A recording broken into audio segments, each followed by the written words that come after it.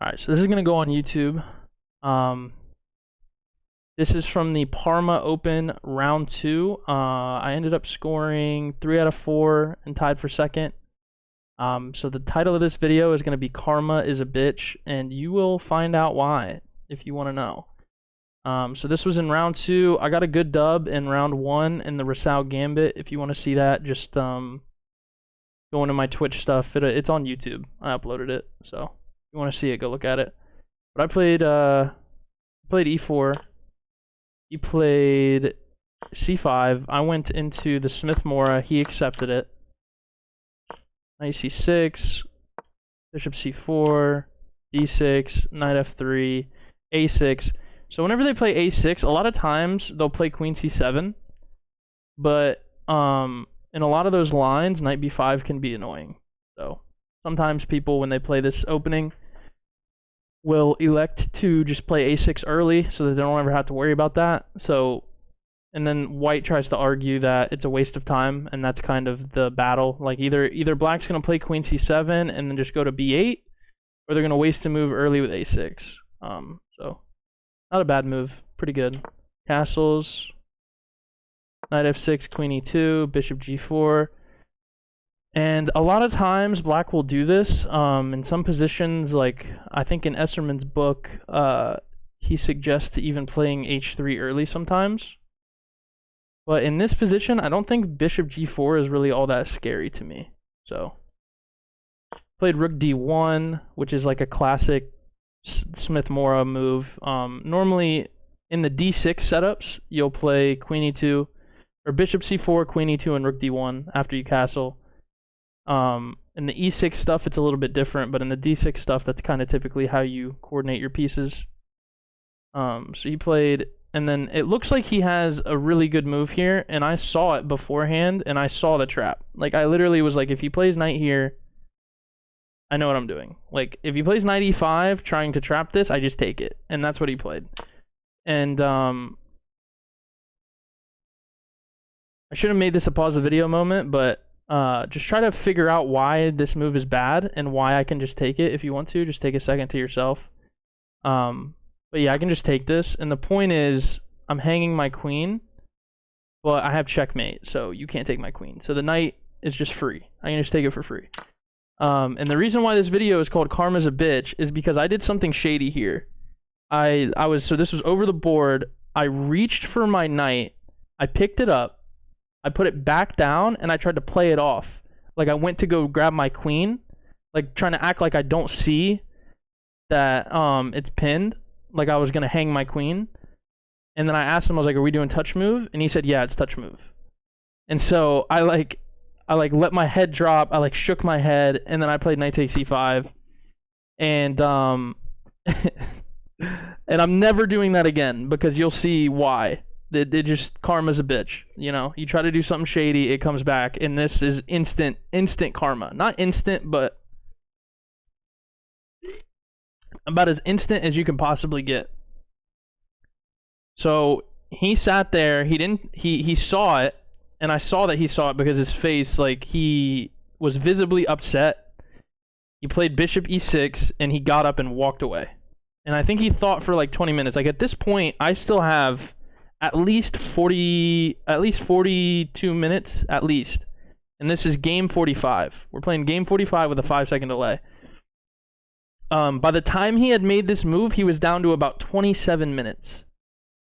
So he played this move, he walked away, and I instantly took it. And he obviously took back. And at this point, he was at about 25 minutes, I think. I think he thought about it for a second. So I'm literally doubled up on him on the clock at this point, and I'm up a piece. The engine, if you want to look at the engine, it's not very nice. It says, look at this, +7. 7, not 3. Normally you're up a piece, it's +3, +7. 7. So very bad, very bad. I played a pretty good move. I played bishop g5. I'm developing a piece, and I also have a threat. So if he just plays a random move like b5, I take this. Whichever way he takes back, I have the check, and then when he pushes, I take it because it's pinned to the rook. So I'm setting up a threat. He saw it, and he played g6. He just wants to get his pieces out. He wants to play bishop g7, get his pieces out. So I just played my other rook in the center. This is like a typical setup when you play the Smith-Morra. Your rooks will typically swing to c1 and d1.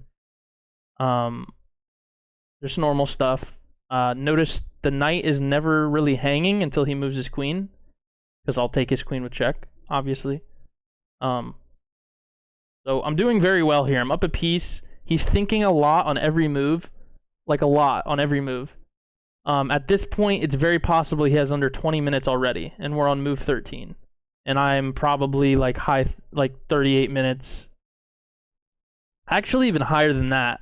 Like, I was moving instantly, and that's why Karma's a bitch. I was literally, it got to the point where he would make a move, and I would write down his move, and as I was writing down his move, I would be thinking about my move. I would finish writing down his move, and I would move instantly, which is horrible. Don't ever do that, and you'll see why. So I'm just like, he's thinking a lot.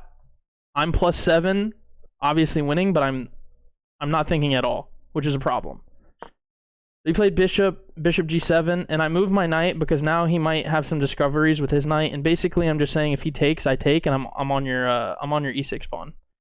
So he decides not to take. He just plays his queen out, queen a5, and now he's on my bishop, and I play bishop h6. Basically, all the pieces are about to get traded off, which is good for me because I'm up a piece. I calculated if he takes, and if he goes queen here, I just trade the queens off. Like, there's literally nothing to worry about here, nothing. So he just castled. I took the knight first because it's a check, and he has to take with the rook. He can't really afford to undouble his pawns because, like I said, we're plus. I mean, it's +5 now. Since I'm not thinking about my moves, we've already lost 2 points. So, he his only chance to win is to checkmate me. So he has to take with the rook, which is what he did. I traded bishops, king takes, and now I have to come up with a plan. And I came up with a good one, by the way. Like, other than when I end up blundering this game, I played completely perfect. I imported this game into Lichess. 0 mistakes, 0 blunders. Or no, 0 inaccuracies, 0 mistakes. And the 2 blunders that we'll look at are like literally 2 of my last 3 moves of the game. Like, even this move, this is the top engine move. This is the top engine move. E5, this is a clearance sacrifice. Basically what I'm saying is me having my knight here is more important than me hanging on to that pawn. Especially because if he takes with the queen, I just trade queens. Which is for some reason what the engine wants to do. Doesn't make any sense. So he obviously took with the pawn. He can't trade queens. So knight e4, which is what I planned. And now this knight is literally probably close to the best piece on the board outside of the queens. I mean, I would take this knight over either of his rooks. Take it, basically, I mean, my rooks are pretty good because they're open, but all engine lines here. Like, played very well. Even though I'm playing fast, I played well until like the end of the game. He played rook f5. I played a3, my pawn was hanging, just don't want to give him anything. Oops. That's not good. Spoilers. So I played a3, he played queen b6. He's got 3 pieces on my oh, I'm sorry. I got mixed up. But a3, he doubled up rooks. Then I played king h1 because I knew he was going to play queen b6 and try to pile up on this pawn. So now when he does that, I just play f3 and I support my beautiful knight that I created.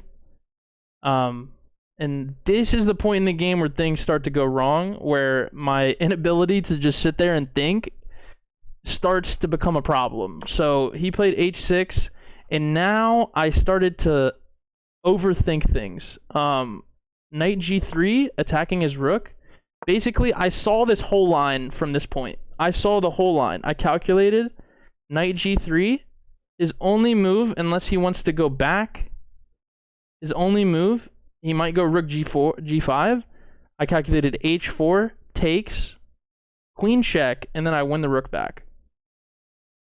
Which is what happened in the game. The problem is, not only is h4, like, his only way to beat me is by getting checkmated. Like, if I get checkmated. Why am I moving pawns in front of my king? Why? Why? But not only that, this is the first blunder of the game, because even though this is what happened in the game, he has this move.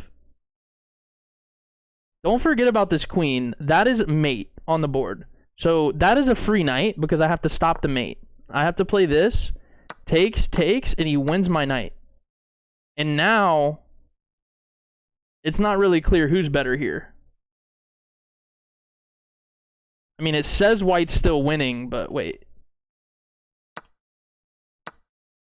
Wait, what?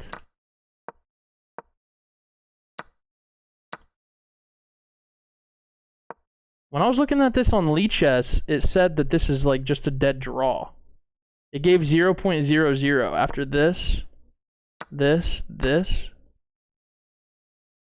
and this. What? Okay, well, I thought that I mean, either way, h4 is a blunder. So we got the variation that I calculated in the game, and then he took. I go here, he takes, I take, and I'm still winning. But it's like, look at my king now. Look at my king now. It's like an issue, right? Like h4 just not a good move. Even all this stuff, like, not only did I give him h4 and give him attacking chances, I also, like, why did I give him both of my pawns? Why? For what? Literally for what, bro? For what? Why?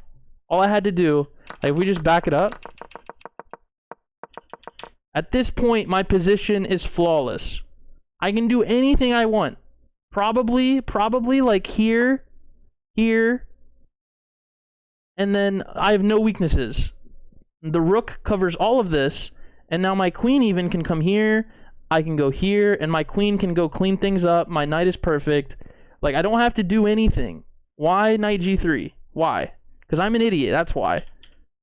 I am an idiot. Just horrible. Horrible. Horrible. Yeah, so now he has chances. And I played rook c7 immediately. Immediately. And now it's just force mate. Now it's just force mate. Try to figure out the mate if you can. Just take a second to look at it. How would you beat me? If you were in a tournament, can you imagine over the board you're down a rook? And you just get mate on the board? I'd be ecstatic. I'd be like, dude, you suck at chess. It's very simple. He just takes.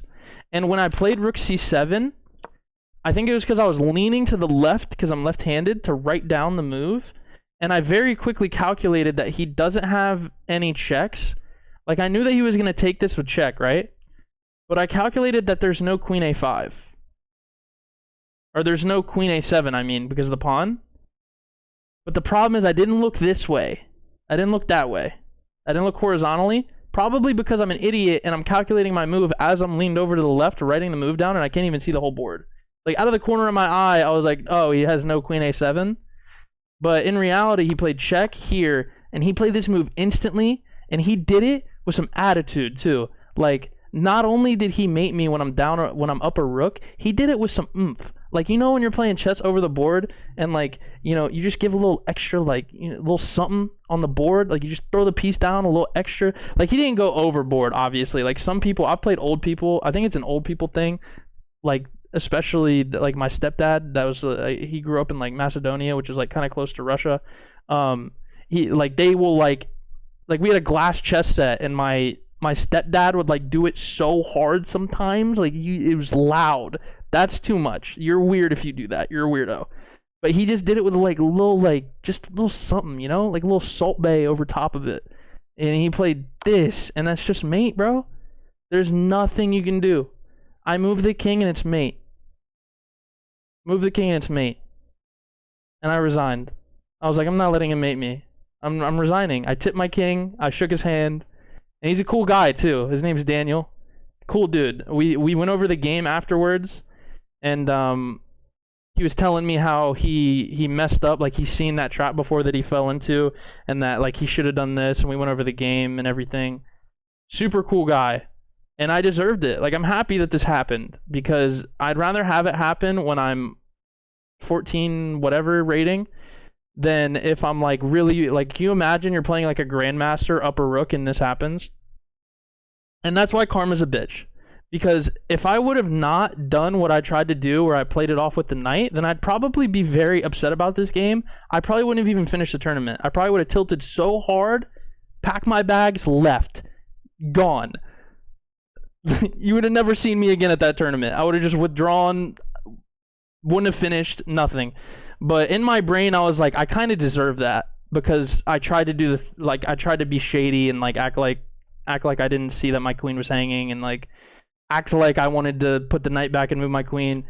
So Karma's a bitch, dude, and she ain't playing games. Like, don't do that. If you're playing chess over the board in a tournament, don't ever try to act like you don't see something. And like, don't like everybody's like Eric Rosen, like, oh no, my queen.